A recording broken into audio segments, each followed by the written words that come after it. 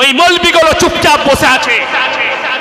বর্তমানে এক্ষুনি আরবের বাদশাকে গ্রেফতার করা দরকার, সালমান প্রিন্সকে। এ হচ্ছে সব থেকে বড় ইসলামের দুশমন, যে কাবা ঘরের অবমাননা করে। কাবা ঘরের ওপরে একটা মেয়েকে ন্যাংটো ড্যান্স করছে, তার ছবিটা কাবা ঘরের স্ক্রিনারে উঠছে, গোটা পৃথিবী নীরব বসে আছে। সামান্য নূপুর শর্মা তোমার নবীকে গালি দিয়েছে, তুমি গোটা ভারতবর্ষ নয় পৃথিবী জুড়ে আন্দোলন করেছো। সে তো একটা অমুসলিম, সে কিছুই জানে না আমার রসুল সম্পর্কে, তার জ্ঞান নেই। আর এ হারামের আওলাদ হচ্ছে জ্ঞান পাপী, সব জেনে শুনে এই কাজ করছে। ভদ্র বেশ্যাখানা খুলেছে, ফিল্মের হল খুলে দিয়েছে, কিয়ামতের আলামত গুলো প্রকাশ পাচ্ছে। হুজুর, বাংলাদেশের মানুষ ভারতের জন্য পণ্য বয়কট করছে, এই বিষয়ে আপনার মতামত কি? অসুবিধা কি আছে? দেখুন, আমরা চাই পার্শ্ববর্তী যে কোনো দেশ হোক তার সঙ্গে সুসম্পর্ক থাকুক। আর মিডিয়া এখন বর্তমানে পৃথিবীর মধ্যে সব থেকে মিথ্যাবাদী মিডিয়া হচ্ছে ভারতবর্ষের মিডিয়া। সব থেকে মিথ্যাবাদী, আদিবাজি মিথ্যা কথা। আল্লাহ এদের কাছে মাফ করুক। শুনে নেন, যারা মিথ্যাচার করবে সে যে ধর্মেরই হোক, আল্লাহর কসম করে বলছে আল্লাহ ছাড়বে না কিয়ামতের দিন।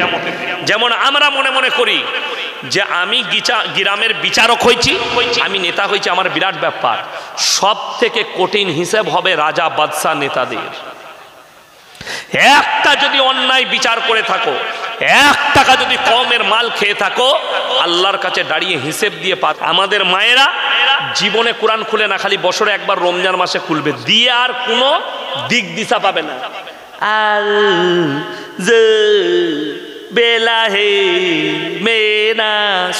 ফেরেশতারা পালিয়ে যাবে গা থেকে, এমন কোরআন পড়ে। তো বছরে একবার কোরআন পড়লে তো এরকমই পড়বে। আমাদের সমাজের অবস্থা এত খারাপ, কিছু অমুসলিম ভাই আমাদের ধর্মকে ঠিক মতো না বুঝে মিথ্যা অপবাদ দেয়। এরা 4টা করে বউ রাখে, এদের 4টা করে বিবি থাকে, এটা মিথ্যা কথা, এটা আমাদের নামে অপবাদ। আমার ভাই, ইমানদার ভাই, আপনাদেরকে বলছি, কোরআনটাকে বুঝেন, ইসলামটাকে বুঝেন। আর ইসলাম বুঝতে গেলে সৈয়দ আলেম আমাদের মতো মৌলবীর কাছ থেকে বুঝবেন, একটা মূর্খর কাছ থেকে নয়। আমি আপনাকে ক্লিয়ার করে যাচ্ছি। ইমাম আবু হানিফা রাহিমাহুল্লাহ বলেন কাল সকালে আসবে। মহিলারা চলে গেলেন, এরপর তিনি খানা খেতে গিয়ে পেরেশান। আচ্ছা, আমরা টেনশনে থাকলে বাড়ির মহিলারা বুঝতে পারে না? পারে। ইমাম আবু হানিফা রাহিমাহুল্লাহ বাড়িতে খানা খাচ্ছেন, তিনার মেয়ে দেখে বুঝতে পারলেন যে আমার আব্বা কোনো টেনশন ভোগ করছে। আব্বা, আপনি এত টেনশনে কেন? মা, মহিলারা আমাকে প্রশ্ন করেছে, আমি উত্তর দিতে পারিনি। তিনি বললেন কি? বলে এই প্রশ্ন, বলে সকালবেলায় মহিলাদিকে আমার কাছে পাঠান, উত্তর দিতে পারবে? বলে হ্যাঁ। সেই যুগটা টেকনোলজির যুগ ছিল না, সায়েন্সের যুগ ছিল না। সকালবেলায় ভদ্র মহিলারা হাজির। ইমাম আবু হানিফা রাহিমাহুল্লাহ বলে, যাও, আমার মেয়ের কাছে তোমাদের উত্তর রাখা আছে, বিসমিল্লাহ। সেই ভদ্র মহিলারা উনার মেয়ের কাছে হাজির। এই, তুমি কি আমাদের উত্তর দেবে? বলে হ্যাঁ, তোমরা বসে যাও। রেওয়ায়েতে আছে প্রত্যেকটা মহিলার হাতে একটা করে কাটোরা, বাটি ধরিয়ে দিলেন। এগুলো কি করব? বলে তোমরা পর্দায় যাও আর নিজের নিজের স্তন থেকে দুধ বের করে নিয়ে এসো। প্রত্যেকটা মহিলা নিজের নিজের স্তন থেকে দুধ বের করে নিয়ে এলেন, একটা ডিব্বার মধ্যে ঢেলে দিলেন। সমস্ত দুধগুলো মিক্স হবে না? হবে না? মিক্স হয়ে গেল। এরপরে ইমাম আবু হানিফা রাহিমাহুল্লাহর মেয়ে বললেন, তোমরা নিজের নিজের দুধগুলো বের করে নাও। সব মেয়েরা বললে, পাগল মেয়ে, দুধগুলো মিক্স হয়ে গেছে, এগুলো কেমন করে বার করব? বলে শোনো, পাগল আমি নয়, পাগল তোমরা হয়েছো। একটা মাঠে যদি ছাগল চড়তে যায়, 5টা পাঁঠা তার সাথে মিলামিশা করতে পারে। কার বীর্য থেকে বাচ্চা হয়েছে এটা আল্লাহ ছাড়া কেউ জানে না। একটা গাই যদি মাঠে চড়তে যায়, 5টা ষাঁড় মিলামিশা করবে। কার বাচ্চা থেকে, কার বীর্য থেকে বাচ্চা হয়েছে এটা আল্লাহ ছাড়া কেউ জানে না। তোমরা যদি 4টা স্বামী রাখতে চাও, কার বীর্য থেকে বাচ্চা হয়েছে এটা নিয়ে সমাজে সংশয় আর দ্বন্দ্ব দাঁড়াবে। ওই জন্য তোমাদের আর জানোয়ারের মধ্যে কোনো ফারাক থাকবে না। আর ইনসানের পরিচয় আল্লাহ বাপের দ্বারা দিয়েছে, আর জানোয়ারের পরিচয় মায়ের দ্বারা দিয়েছে। আজকে হে আমার যুবক যুবতী, হে আমার শিক্ষিত সমাজ, গুগল খুলে সার্চ করে নাও, লন্ডন, আমেরিকা, জাপান, জার্মান, উত্তর কোরিয়া, দক্ষিণ কোরিয়া, চাইনা, ব্রাজিল, অস্ট্রেলিয়া, স্পেন, যতগুলো বেঈমান কাফের দেশ আছে তারা তাদের পার্লামেন্টে পাস করিয়েছে, এরপর থেকে কোনো বাচ্চা যদি মনে করে মায়ের পরিচয়ে বাঁচবো, তারা মায়ের পরিচয়ে বাঁচতে পারবে। এই ছেলেটা ফুটবল প্লেয়ারের গার্লফ্রেন্ডের বাচ্চা হবে, কেউ জানে না বাপকে, এ মায়ের পরিচয়ে বাঁচবে। এদের মধ্যে আর জানোয়ারের মধ্যে কোনো ফারাক থাকবে না। আজকে হিন্দুস্তানের মাটিতে, এই ভারতের মাটিতে, এই কলেজ পড়ুয়া, এই স্কুল পড়ুয়া, এই আর্টিস্টদের অনুসরণকারী, এই ফিল্মের বলিউডের হলিউডের অনুসরণকারী এই যুবক যুবতীরা বলছে আমরা রিলেশনশিপে আছি। কলেজে পড়ে, কলকাতায় ঘর ভাড়া নিয়ে আছে, বলে আমি আর আমার প্রেমিক থাকি, একটা রুমের ভেতরে মিলামিশা করছে, সবই করছে। বড় কষ্ট লাগে। আপনি মনে করছেন এটা জায়েজ তরিকা? হারাম, না জায়েজ তরিকা। ওই জন্যে বিবাহের আগে আমাদের অর্ধেক ছেলে, 80% ছেলে নিজের যৌবনকে শেষ করে ফেলছে। কিছু কিছু লোক তো আমাদেরকে তহমত দিচ্ছে। দিল্লিতে দাঁড়িয়ে দেখলাম, সেদিনে একজন বলেছে ये मौलवी लोग तो बच्चा पैदा करने वाला मशीन है। আমাদের লেগে বলেছে। तो আমি তাকে উত্তর দিয়েছি, भाई बच्चा पैदा करने वाला मशीन मैं इसलिए हूं क्योंकि हमारा जो यौवन है, हमारा जो ताकत है, हम नाजायज तरीका से खत्म नहीं करते। আমাদের মাদ্রাসার তালবে ইলমরা জিনায় লিপ্ত হয়।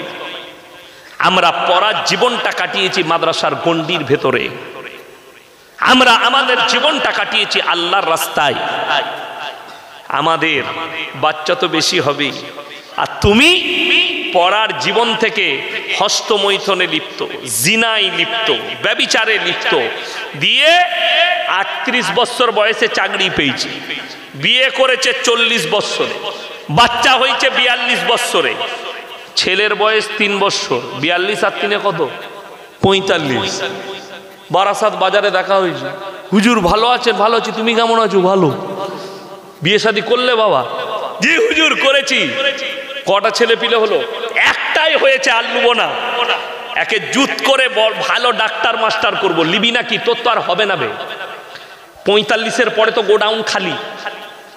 কথা বুঝতে পারেন? আর আমি ইয়াসিন, আমার উপযুক্ত বয়সে বিবাহ হয়েছে। রসুল এবং যতগুলো নবী পাইগাম্বার এসছেন সকলের সুন্নত হচ্ছে উপযুক্ত বয়সে বিবাহ করা। যুবকদের উচিত 25 বছরের মধ্যে বিবাহ করে নেওয়া। কথাটা বুঝতে পারেন? মেয়েদের উচিত, এখন ভারত সরকার আইন করেছে 18-র নিচে বিয়ে দিতে পাবে না, 18 পার হতে হতেই তুমি বিয়ে দিয়ে দাও। কেন? বালিগ একটা মেয়ে হয় 9 বছর পেরিয়ে গেলে বালিগান করিবা। দেখুন, আল্লাহর নবীর ওপরে কিছু বেঈমান কাফের তহমত লাগাচ্ছে। কিসের তহমত? নবীজি 6 বছর বয়সে মা আয়েশা সিদ্দিকা রাদিয়াল্লাহু তাআলা আনহাকে বিবাহ করেছেন, ঠিক কি না? 9 বছর বয়সে তিনি সংসার শুরু করেছেন। কিছু শিক্ষিত সমাজ তারা বলছে আল্লাহর নবী 6 বছর বয়সে মা আয়েশাকে বিবাহ করে তাকে বলাৎকার করেছে। জোরে বলুন নাউজুবিল্লাহ। তার মধ্যে আমাদের দেশে নাম্বার 1 নূপুর শর্মা বলে একটা মেয়ে, সে আমার নবীর নামে তহমত দিয়েছে যে ইনি বলাৎকার করেছে। আচ্ছা বলুন তো, আমাদের দেশের যিনারা মনীষী, তাদের ছবিগুলো হেডমাস্টারের মাথার উপরে থাকে না থাকে না অফিসে? কার? কবিগুরু রবীন্দ্রনাথ ঠাকুরের, ঈশ্বরচন্দ্র বিদ্যাসাগরের, বঙ্কিমচন্দ্র চট্টোপাধ্যায়, শরৎচন্দ্র চট্টোপাধ্যায়, স্বামী বিবেকানন্দ, এদের ছবিগুলো থাকে না থাকে না? কলেজে গিয়ে দেখে আসুন, প্রিন্সিপালের মাথার উপরে আছে। তাহলে জানতে হবে এই প্রিন্সিপালের থেকেও উঁচু মানুষ তারা, ঠিক কিনা? কথা বলেন। এদের থেকেও দামি তারা মনীষী। ঈশ্বরচন্দ্র বিদ্যাসাগরের পায়ে ধুলোর সমতুল্য তুমি হতে পারবে, ঠিক কিনা? কথা বলেন। আমার নবীর নামে তহমত লাগলো কিসে? আল্লাহর নবী তিনি কি করেছেন? ব্যভিচার করেছেন, অল্প বয়সে বিবাহ করে তহমত দেয়া হলো কার উপরে? আমার নবীজির উপরে। অথচ ঈশ্বরচন্দ্র বিদ্যাসাগর যেদিনে বিবাহ করেছেন ওনার স্ত্রীর বয়স ছিল মাত্র 8 বৎসর। কত বললাম? 8 বৎসর। আর নবীজি সংসার শুরু করেছেন 9 বৎসরে, 1 বৎসর কম। ঠিক কিনা কথা বলেন? শুধু তাই নয়, রবীন্দ্রনাথ ঠাকুর যেদিনে বিবাহ করেছেন ওনার স্ত্রীর বয়স ছিল 11 বৎসর। কত বললাম? 11। বঙ্কিমচন্দ্র চট্টোপাধ্যায় যেদিনে বিবাহ করেছেন ওনার স্ত্রীর বয়স ছিল 5 ইয়ার্স, মাত্র 5 বৎসর। কত বললাম? 5 বৎসর। দেবেন্দ্রনাথ ঠাকুর যেদিনে বিবাহ করেছেন ওনার স্ত্রীর বয়স ছিল 6 বৎসর। ইমানদারির সঙ্গে বলুন তো, এই হারামের আওলাদ নুপুর শর্মাকে একবার বলে দেখা যে ইনাদিকে বলাৎকারী। বলে দেখাও, তোমার জুবানটা ছিঁড়ে দিবে টেনে। নবীজির নামে গালি দেওয়া খুব সহজ, এদের নামে একবার গালি দিয়ে দেখো। আল্লাহর হাবিব সাল্লাল্লাহু আলাইহি সাল্লাম 1400 বছর আগে 9 বছর বয়সে সংসার শুরু করেছেন, তুমি তাকে বলাৎকারী বললে। আর 150 বছর আগে ঈশ্বরচন্দ্র বিদ্যাসাগর 8 বছর বয়সের মহিলাকে বিবাহ করেছেন। বঙ্কিমচন্দ্র চট্টোপাধ্যায় 5 বছরের মেয়েকে বিবাহ করেছেন। যুগটা আলাদা ছিল, যুগ পাল্টিয়েছে। আমাদিকে বলছে বাচ্চা পয়দা করার মেশিন। রবীন্দ্রনাথ ঠাকুর কতজন ভাই বোন ছিল জানেন? 14 জন, 14টা ভাই বোন। তার বাম্মাকে কি বলবে তুমি? আমি তোমার কাছে জানতে চাই। দেশের প্রধানমন্ত্রী, তিনারা 6টা ভাই বোন, তিনার বাম্মাকে তোমরা কি বলতে চাই? তুমি বলে দেখাও। যোগী আদিত্যনাথ উত্তরপ্রদেশের মুখ্যমন্ত্রী, তিনারা 7টা ভাই। দেশের আর একজন মন্ত্রী তাগাড়িয়া, তিনারা 10টা ভাই বোন। তিনার বাম্মাকে তোমরা কি বলতে চাও? দোষটা শুধু ইয়াসিনের? দোষটা শুধু মোহাম্মদের? দোষটা শুধু আব্দুর রহমানের? না, আজকের যুগটা, এই যুগের ভারতের হিসেব করো। যেমন একটা হিন্দু ভাইয়ের 2টো বাচ্চা হয়, একটা মুসলমানের কারু 3টে বাচ্চা হয় না, সব পেট ফাড়া মাল, 2টোই হয়। ঠিক বললাম না ভুল বললাম? 100টার মধ্যে 98টা পেট ফাড়া। ডাক্তারকে জিজ্ঞেস করুন, ডাক্তার বলছে মডেলিং এর যুগ, পেট ফেরে বাচ্চা নেবেন, বাচ্চা সুস্থ থাকবে, মা সুস্থ থাকবে, মায়ের কষ্ট কম হবে। আগে মানুষ মারা যেত, বাচ্চা প্রসব হতে গিয়ে মেয়েরা মারা যেত। এখন তো আধুনিক যুগ। আচ্ছা বলুন তো, এখন যদি মডেলিং এর যুগ এসে পেট ফাটতে হয়, তো ছাগল গরুগুলো কোন যুগে আছে? ওরাও তো মডেলিং আছে। আচ্ছা শুনেছেন আপনাদের এখানে কোনো ছাগলের পেট ফেটে বাচ্চা হচ্ছে সিজার করে? ছাগলের সিজার করতে হয় না, 3টে বাচ্চা হচ্ছে। কুকুরের 6টা বাচ্চা সিজার করতে হয় না, শুয়োরের 14টা বাচ্চা সিজার করতে হয় না, বিড়ালের 5টা বাচ্চা হচ্ছে, সিজার করতে হয় না। আর তোমার বইয়ের একটা ছেলে হবে, বলছে পেট ফেলে বার করতে হবে। আমি বলবো না, তোমার বিবেককে জিজ্ঞেস করো, তোমার বিবেককে জিজ্ঞেস করো বেঈমান কাফেররা কিভাবে চক্র শুরু করেছে আর তোমার ঈমান নিয়ে খেলা শুরু করেছে। আজকে আপনি জিনাটাকে অ্যাকসেপ্ট করে নিয়েছেন। তা না হলে যারা মনে করছেন এই জানুয়ারি মাস হাজার হাজার মুসলিম গাড়ি ভাড়া করে ডিজে বাজিয়ে মদের বোতল নিয়ে ফিস্টি করতে যাচ্ছে, আমাদের যুবকরা। ঠিক বললাম না ভুল বললাম? অথচ তাকে জিজ্ঞেস করো ইসলামে কোথায় আছে, আপনি খুঁজেই বার করতে পারবেন না। যদি বলেন হুজুর হারাম, সম্পূর্ণ 25শে ডিসেম্বর ক্রিসমাস পালন করা মুসলিমের জন্য হারাম। পহেলা জানুয়ারি মাসে ফিস্টি করা হারাম। যদি বলেন কেন, কোরআন খুলেন, সূরা ফাতিহা এক তাফসীর খুললে পাবেন, ব্যাখ্যা বিশ্লেষণ খুললে পাবেন। কোরআনে আছে গায়রিল মাগযুবি আলাইহিম ওয়ালাদ-দাল্লিন, মাগযুম মানে ইহুদি, দাল্লিন মানে নাসারা। এই দুটো দলই পদভ্রষ্ট, আর এদের যারা অনুসারী হবে তারাও পদভ্রষ্ট হবে। আপনার জানাই নেই, আজকে বলুন তো পৃথিবীতে 250 কোটি মুসলমান, কিন্তু 47টা মুসলিম রাষ্ট্র আছে, আর মাত্র 60 লাখ ইহুদি ইসরায়েল। তারা আপনার মাথার উপরে চেপে বসে গেছে। সেদিনে দেখেছেন সৌদিতে একটা বিরাট বড় প্রলয় ঘটে গেছে, এত বৃষ্টি, সব বন্যায় ডুবে গেছে সৌদি আরব। মক্কা মদিনায় এত বৃষ্টি হয়েছে, বন্যায় ডুবে গেছে। তার কারণ একটাই, আল্লাহর আমানতের খেয়ানত করলে আল্লাহর আযাব এসে পৌঁছাবে।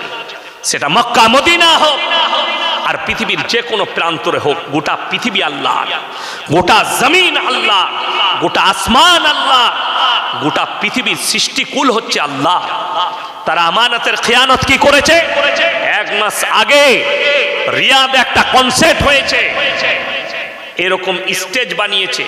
স্টেজের পেছনে যে স্ক্যানারটা দেওয়া হয়েছে, ওই স্ক্যানারটা ছিল কাবা ঘর। আর পৃথিবীর সব থেকে ন্যাংটো ড্যান্সার জেনিফার লোপেজ একটা ন্যাংটো ড্রেস পরে সেখানে ড্যান্স করছে, আর তার ছবিটা উঠছে কাবা ঘরের স্ক্যানার। আর আপনি নূপুর শর্মার বিরুদ্ধে কলকাতায় হতে হবে, আপনার জানা আছে? মাইয়াত হলে আমাদের দাঁড়িয়ে বলা হয় না, হয় না, যে ভাই কোনো ঋণ দেনা থাকলে ওনার ছেলেকে বলবেন শোধ করবে। কেন জানেন কেন বলা হয়? এই জন্যই এতটা গুরুত্ব দেওয়া হয়েছে। হাদিস শরীফে আছে, শহীদরা বিনা হিসাবে জান্নাতি না জান্নাতি নয়? জান্নাতি, বিনা হিসাবে জান্নাত যাবে একজন শহীদ ব্যক্তি। শহীদ মানে কি? শুধু ইসলামের জন্য যুদ্ধ করে শহীদ হলে সেটাই না, পানিতে ডুবে মারা গেলে শহীদের দরজা পাবে, গাড়িতে অ্যাক্সিডেন্ট হয়ে মারা গেলে, তবে মদ খেয়ে লয়, মদ খেয়ে গাড়িতে অ্যাক্সিডেন্ট করলে শহীদের দরজা পাবে না, সে কেলানি খাবে। এমনি যদি কেউ শহীদ অ্যাক্সিডেন্ট করে শহীদ, আগুনে পুড়ে গেলে শহীদ। এই শহীদ যারা হবে ইসলামের জন্য, মসজিদ মাদ্রাসা কোরআনের জন্য কেউ যদি শহীদ হয় শহীদ। কিন্তু যদি ঋণ থাকে কিয়ামতের দিনে আটকিয়ে দেওয়া হবে। এটা হচ্ছে সহিহ হাদিস। কিয়ামতের দিনে ওই শহীদ ব্যক্তিকেও আটকানো হবে যদি ঋণ থেকে থাকে। মৃত্যুর আগে ঋণ শোধ করে যাবেন, সকলে জোরে বলুন ইনশাআল্লাহ। বাড়িতে মা বোনের দিকে বলুন কোরআন পড়তে। আমাদের মা বোনেদের কষ্টটা কোথায় জানেন? বছরে একবার কোরআন পড়ে, ঠিক কিনা কথা বলেন? আচ্ছা বলুন, কাঁসা পিতলের জিনিস দেখেননি আপনারা? কাঁসা পিতল, আচ্ছা ওটা ভরে রাখলে চকচক করে না ব্যবহার করলে? বাবা কথা বলে ব্যবহার করলে। কোরআনটা হচ্ছে ওই রকম একটি মুকাদ্দাস কিতাব, কেউ যদি বারবার পড়ে কোরআনটা আল্লাহ তাদের দিলেতে বসিয়ে দেয়, জোরে বলুন সুবহানাল্লাহ। আর যদি ভরে রেখে দেয় জং পড়ে যায়। আপনি এটা ভাববেন না যে কিয়ামতটা আমি বারাসাতে আছি, বারাসাতেই আমার কিয়ামত হবে, না। কিয়ামতের ময়দান হবে ফিলিস্তিনের ময়দান, আল আকসার ময়দানটাই হবে কিয়ামতের ময়দান। আর আল্লাহ রাব্বুল আলামিন কিয়ামতের চিঙ্গারি বাজিয়ে দিয়েছে। যারা মনে মনে ভাবছেন এই চিঙ্গারিটা শুধু ফিলিস্তিন আর গাজায় টিকে থাকবে, তারা ভুল বার্তায় আছেন। এই চিঙ্গারি মিডল ইস্টে লেগেছে, এই গোটা পৃথিবী জুড়ে এই চিঙ্গারি জুড়ে যাবে, তৃতীয় বিশ্বযুদ্ধতে পরিণত হবে। পৃথিবীতে 20 কোটি মুসলমানের প্রাণহানি হবে। রাসূল আকরাম সাল্লাল্লাহু আলাইহি সাল্লামের হাদিস, খোরাসান থেকে একটা দল বের হবে, এমন এক যোদ্ধা বের হবে, পৃথিবীর আর কোনো শক্তি তাদের সামনে দাঁড়াবে না। তাদের কাছে পৃথিবীর সবথেকে সম্পদ বেশি থাকবে। এখন যারা পেপার পড়ে, মোবাইল পড়ে, তারা জেনে গেছে পৃথিবীর সবথেকে দামি মেটেরিয়াল সেই দেশের মাটির নিচে আছে। আগামীতে পেট্রোল ডিজেল আর চলবে না, অ্যাথলিন বলে একটা মেটেরিয়ালস ব্যবহার হবে, যেটার দ্বারা ব্যাটারিগুলো তৈরি হয়। সেই মালটা ওই দেশের উঁচু নিচু দেশ আফগানিস্তানের মাটির তলায় বিছানো আছে। ওই জন্য চাইনার নজর পড়েছে ওটার উপরে। গোটা পৃথিবীতে যুদ্ধ হবে। আপনারা মনে করছেন কিয়ামত, এখনো দাজ্জালের আবির্ভাব ঘটতে বাকি আছে। দাজ্জাল আত্মপ্রকাশ করবে, এখন তো অনেক বাকি। এখন খালি আলামতগুলো একটা একটা করে প্রকাশ পাচ্ছে। মুসলমান 73টা দলে বিভক্ত হয়ে পড়বে। আল্লাহর নবী সাল্লাল্লাহু আলাইহি ওয়াসাল্লামের হাদিস, আমার উম্মত উম্মতি 73টা দলে বিভক্ত হয়ে পড়বে, একটাই দল জান্নাতে যাবে। রাসূলের হাদিস এটা। যতদিন না 73টা দল হচ্ছে ততদিন কিয়ামত হবে না। আমার নবী আকরাম সাল্লাল্লাহু আলাইহি সাল্লাম বললেন, দাজ্জালের অভিভাব চলবে, ইমাম মেহেদীর আত্মপ্রকাশ হবে এবং সেই খোরাসানের দলটাই হবে ইমাম মেহেদীর দল। ইমাম মেহেদী হবেন কমান্ডার, আর কোন পৃথিবীর শক্তি এদের সামনে দাঁড়িয়ে থাকতে পারবে না। আল আকসায় গিয়ে ঝান্ডা গাড়বে, ইসরায়েলের বিনাশ হয়ে যাবে, পৃথিবীতে ইসলামের ডাঙ্কা বেজে যাবে। মুসান্নাফ ইবনে আবু শাইবার হাদিস, আল্লাহর হাবিব সাল্লাল্লাহু আলাইহি সাল্লাম বললেন, গোটা পৃথিবীতে ইসলাম প্রতিষ্ঠিত হবে এবং মসজিদগুলো নামাজিতে ভরে যাবে। জোরে বলুন সুবহানাল্লাহ। কিন্তু দুঃখ কোথায় জানেন? নবীজি সাল্লাল্লাহু আলাইহি সাল্লাম হাদিসটা যখন বললেন তখন ইতস্ত বোধ করলেন। সাহাবীরা বললেন, ইয়া রাসূলুল্লাহ, আপনি ইতস্ত বোধ করলেন। নবীজি বললেন, শোনো, সেই নামাজিরা হবে সুদখোর নামাজি, পাপী নামাজি, তারা বড় বড় অট্টালিকা বাড়ি বানাবে, ঈমানদার কেউ থাকবে না। এইটাই হচ্ছে মারাত্মক কিয়ামতের আলামত। আর পৃথিবীতে যে মহা যুদ্ধটা ঘটবে ওটা ফিলিস্তিনকে নিয়ে নয়, গাজাকে নিয়ে নয়, পৃথিবীতে যে তৃতীয় বিশ্বযুদ্ধটা শুরু হবে গোটা পৃথিবী জুড়ে, রাসূলের হাদিস, ওই মহাযুদ্ধটা হবে। সেই যুদ্ধটা হবে শুধুমাত্র ফোরাত নদীটা শুকিয়ে গিয়ে সোনার পাহাড় বেরিয়ে আসবে, সোনায় ভরা থাকবে গোটা ফোরাত নদী, আর গোটা পৃথিবী ওই সোনা নিয়ে যুদ্ধে জড়িয়ে পড়বে। গড়ে 70 লাখ মানুষ মারা যাবে, পরমাণু যুদ্ধ হবে। তার আগে অনেক বড় বড় মহামারী আর আল্লাহর আযাব আসতে থাকবে। এই আল্লাহর আযাবে বহু বিনাশ হবে পৃথিবীর। তার শুরুয়াত আল্লাহ 2025 সালে আমেরিকা থেকে শুরু করে দিয়েছে। আমেরিকার ক্যালিফোর্নিয়া থেকে শুরু হয়েছে।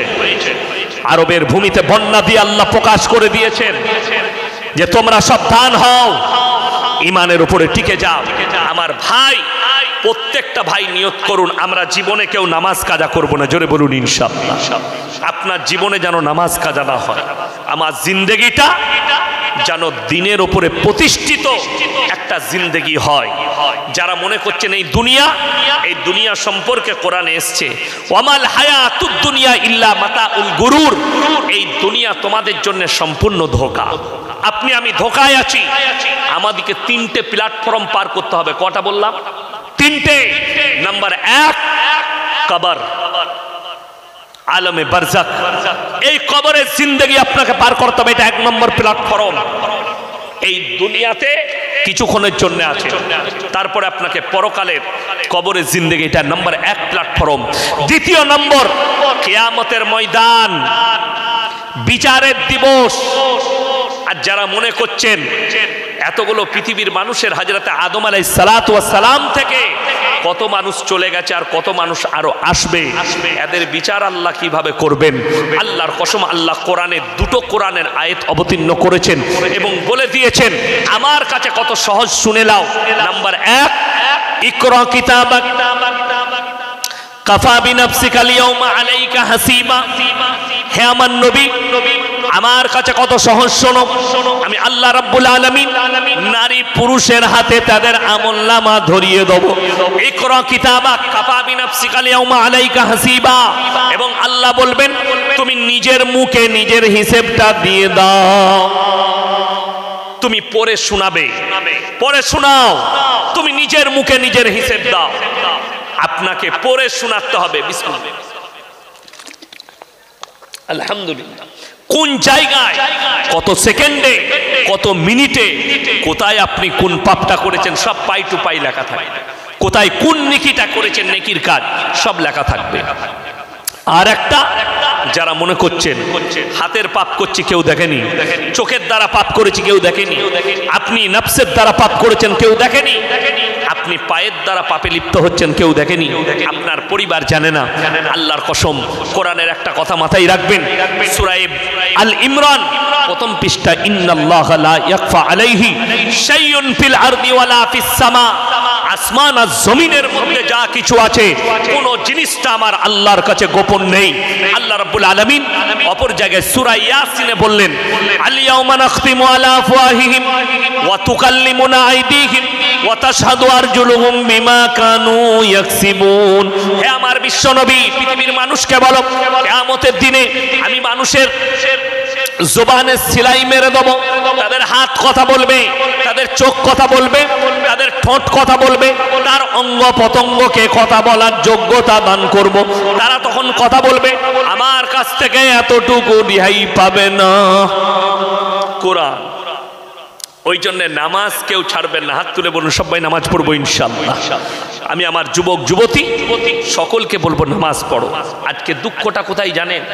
একটা মোবাইলের দাম মাত্র 16,000 17,000। আপনার কাছে এটা মাত্র হয়ে গেছে। কেন? একটা গরিব থেকে গরিব মানুষ খেটে খায়, তার কাছেও একটা 15,000 টাকা দামি মোবাইল আছে। ঠিক বললাম না ভুল বললাম?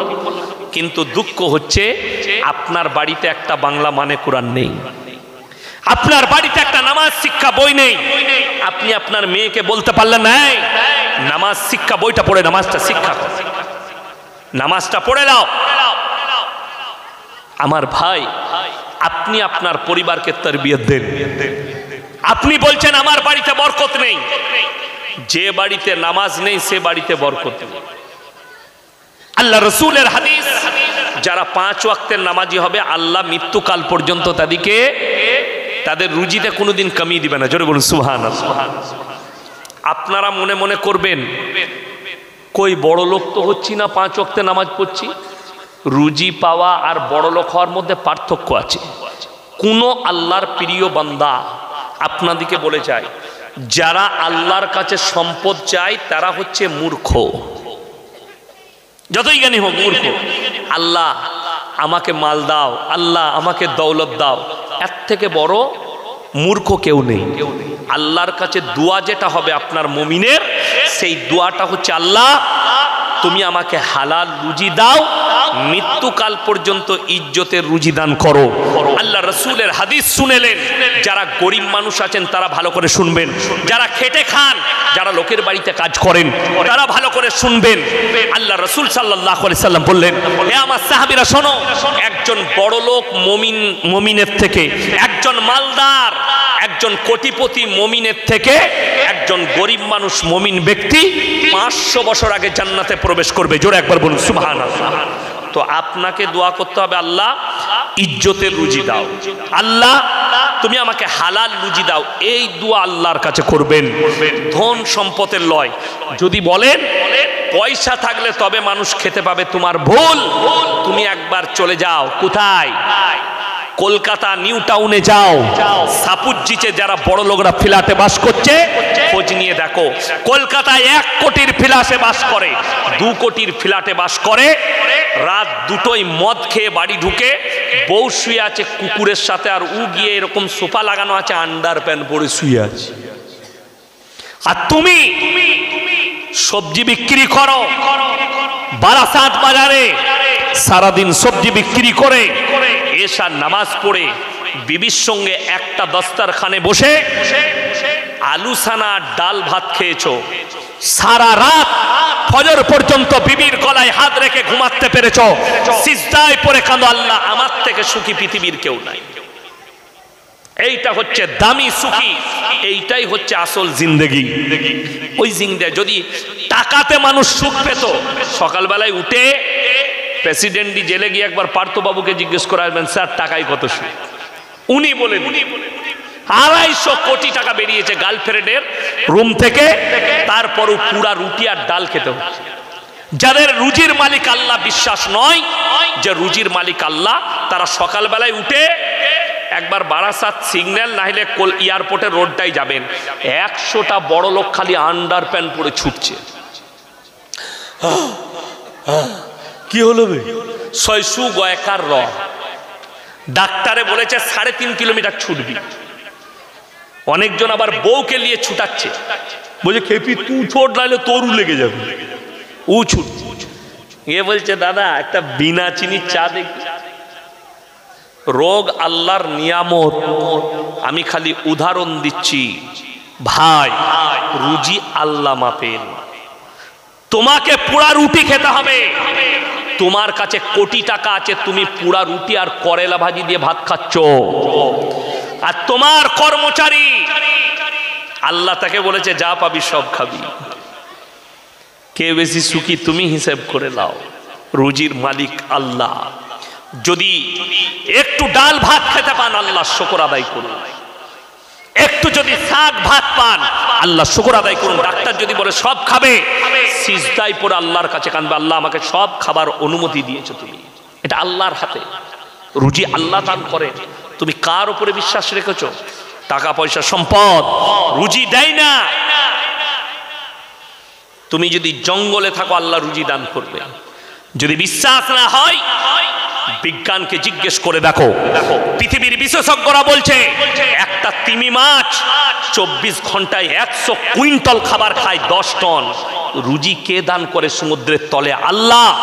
জঙ্গলে একটা হাতি একদিনে 24 ঘন্টায় 1 টন 10 কুইন্টাল খাবার খায়, রুজি কে দান করে? আল্লাহ। 3 ভাগ প্রাণী সমুদ্রের তলে, 1 ভাগ স্থলে আছে। এই সমুদ্রের তলের প্রাণীগুলোকে আমি আল্লাহই রুজি দান করি। জোরে বলুন সুবহানাল্লাহ। তারপরেও তোমাদের বিশ্বাস নেই যে সব কিছু আমার হাতে, গোটা পৃথিবীর কন্ট্রোল আমার হাতে। একটা মানুষও বলতে পারবে না আমি কালকে বেঁচে থাকবো কি না। বলতে পারবেন? ফজরের পরে আমার ঘুম ভাঙবে কি না। ওই জন্যে ঘুমাবার আগে সবাই একটা কাজ করবেন, উজু করে শুবেন। বলুন ইনশাআল্লাহ। উজু করে আপনি কলমা পড়ে আয়াতুল কুরসি পড়ে শুবেন। যারা বেশি বেশি আয়াতুল কুরসি পড়বে, হাদিসে এসছে আল্লাহ তাকে কবরের আযাব থেকে মুক্তি দিবেন। জোরে বলুন সুবহানাল্লাহ।